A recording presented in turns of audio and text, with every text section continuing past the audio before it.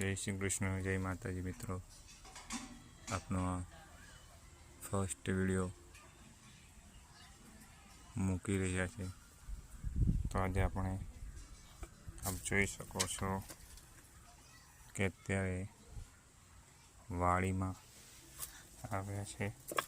તમને હું સ્ટાર્ટિંગથી બતાવું. જો આ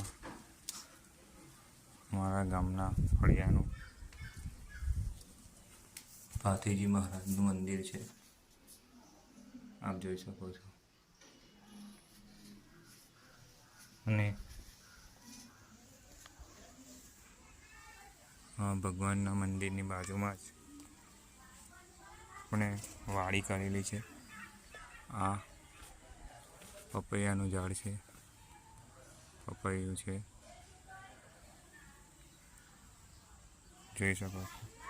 અને વાડીના એન્ટર ભાગમાં પપૈયું અને આંકડો તેમજ વડનું ઝાડ છે એ અંદર જઈ રહ્યા છે. સ્ટાર્ટિંગમાં આ આંબો કરેલ છે જે આપ જોઈ શકો છો. તેમજ આ વ્હાઈટ ફૂલ જેમાંથી ખૂબ જ મનમોહક સુગંધ આવી રહી છે.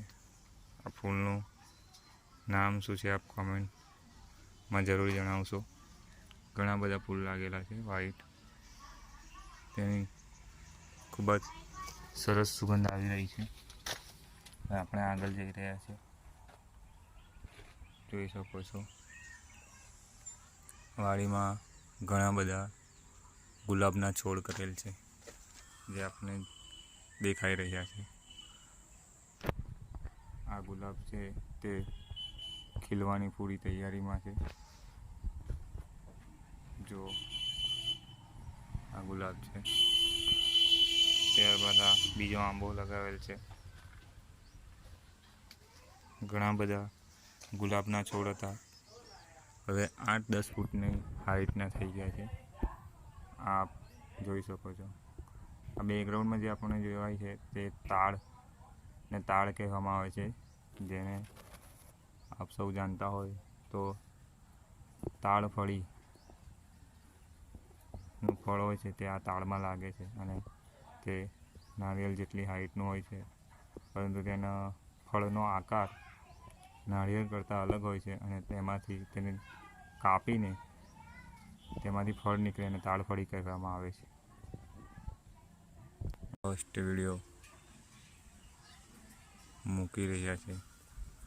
તો આજે આપણે દેખો, અત્યારે જે તમને મેં આજ ઝાડ બતાવ્યું હતું તાળનું, તેની તાળફળી, જે ફ્રૂટ આવે છે એ તાળફળી છે. એના ફળ હોય છે એને કાપીને એમાંથી આ નીકળે છે એ તાળફળી કહેવામાં આવે છે. ગામડાની ભાષામાં આને ગોટલી પણ કહે છે. કોરી હોય તો એકદમ પાણી જેવી હોય છે. જો આ કેવી પોચી છે અને થોડી કઠણ હોય તો એને પાકેલી હોય કહેવાય, એટલે તેને ના ખાવી જોઈએ. આ પોચી હોય એ જ ખાવી જોઈએ.